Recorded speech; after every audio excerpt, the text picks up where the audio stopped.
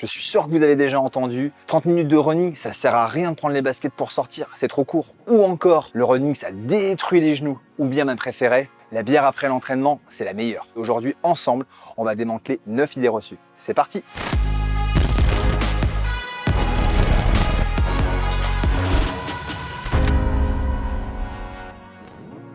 Les étirements empêchent les courbatures. Vous l'aurez compris, c'est totalement faux.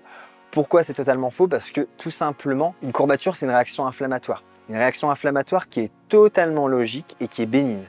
Donc rassurez-vous, pas besoin de prendre tous les anti-inflammatoires que vous trouvez dans votre pharmacie. C'est une réaction qui est normale et qui est logique. Ensuite, les étirements ne peuvent pas l'empêcher. Par contre, là où vous pouvez jouer sur la diminution naturellement de vos courbatures, ça va être une maximisation de votre hydratation et, dans un second temps, par l'alimentation avec un apport suffisant en aliments anti-inflammatoires comme les oméga 3 et les bonnes sources de lipides.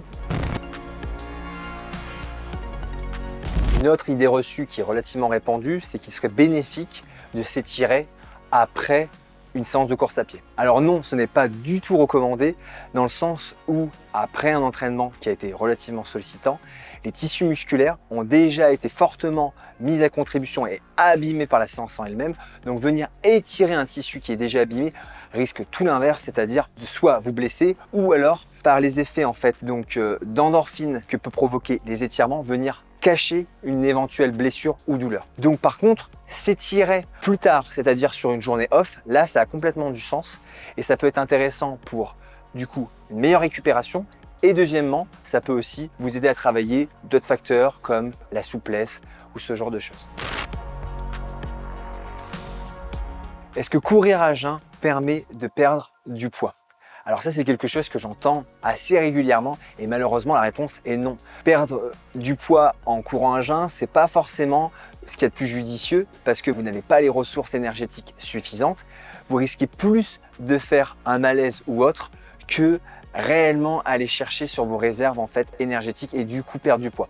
Point positif par contre d'une sortie à jeun, ça va être le fait d'être tout simplement en aisance, avoir un estomac qui est vide et ça permet clairement d'ajouter du confort à votre séance. Je vous recommande plutôt, si vous aimez courir à jeun, de le faire avec des séances qui ont une intensité pas trop élevée, sur de l'endurance fondamentale, un sujet d'ailleurs qu'on verra dans une autre vidéo, et de rester sur des efforts modérés. De toute façon, après l'entraînement, on peut manger tout et n'importe quoi, ça passe super bien et surtout, je vais même pas le stocker. Ça, vous l'avez compris, c'est totalement faux. Après l'entraînement, vous rentrez dans une fenêtre glycémique. C'est une fenêtre qui dure plus ou moins 4 heures et tout ce que vous allez absorber à ce moment-là, tout simplement, vous allez avoir tendance à le stocker et surtout l'assimiler beaucoup plus facilement et rapidement. Donc vous l'avez compris, il vaut mieux maximiser une alimentation équilibrée et saine, c'est-à-dire composée de protéines de qualité, de lipides également de qualité et des glucides, si possible complexes, donc à un indice glycémique élevé. Tout ça, ça permettra de maximiser votre récupération. Faut-il boire par petites gorgées ou bien boire une grosse quantité en une fois? Alors, il est plutôt préférable de fractionner son hydratation par des petites gorgées régulières. Pendant un effort d'environ 1 heure, on perd entre 0,5 et 1 litre d'eau. Donc, vous comprenez bien qu'un apport régulier et continu sera toujours plus préférable qu'une grosse quantité en une fois. Une perte environ de 1% de votre poids de corps total en eau se traduit par une diminution de la performance d'environ 10%. Donc, vous comprenez bien que l'hydratation est primordiale.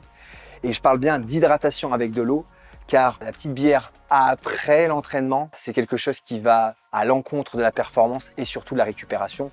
Donc si vous voulez récupérer de façon optimale après l'entraînement, de l'eau et rien d'autre. Est-ce que la course à pied est réservée exclusivement aux jeunes? Pas du tout. La course à pied est un sport qui peut être réalisé tout le long de sa vie et je vous le recommande fortement. La course à pied, c'est un excellent moyen par cette grosse dominante articulaire de pouvoir créer des genoux et des articulations en meilleure forme et du coup, avec une pratique qui est adaptée, un volume d'entraînement qui est adapté aussi à son âge, on peut pratiquer la course à pied tout le long de sa vie.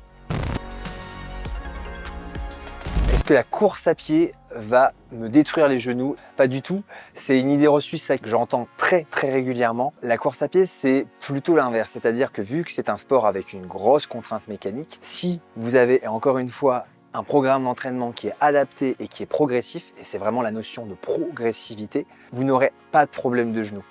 Parce que tout simplement, il faut imaginer votre tissu articulaire comme n'importe quel tissu vivant de votre corps. Il va se renforcer et être de plus en plus résistant aux contraintes au fur et à mesure du temps. Donc le meilleur conseil que je puisse vous donner, c'est d'être accompagné. Vous avez des bons moyens comme Decathlon Coach ou Decathlon Pacer qui vous permettent d'avoir un programme sur mesure et surtout adapté à votre niveau et à vos objectifs. Et deuxièmement, le renforcement musculaire peut être un excellent moyen pour avoir une pratique adaptée et renforcer les articulations là où elles en ont besoin. Manquer de souffle ou avoir l'impression de manquer d'air dans les premiers temps quand on débute la course à pied est tout à fait normal. C'est normal parce que tout simplement l'entraînement permet d'améliorer la condition physique et surtout les capacités cardio-respiratoires. Donc il faut être persévérant, être régulier et surtout faire preuve de progressivité et vous verrez votre condition physique et votre souffle s'améliorer grandement. De toute façon, courir pour seulement 30 minutes, ça sert à rien, vaut mieux rester à la maison. Ça, c'est quelque chose que vous vous êtes peut-être déjà dit à vous-même et clairement, il vaut mieux allouer 30 minutes entre guillemets seulement sur votre journée pour faire de la course à pied. Et surtout, si vous hésitez entre 1h30 de séance ou 3 fois 30 minutes, clairement, choisissez le 3 fois 30 minutes. Ça permet de fractionner vos sorties et surtout d'augmenter le volume total que vous allez pouvoir allouer à la course à pied dans votre semaine. Donc n'hésitez pas, même pour 30 minutes, on chasse les baskets et on y va.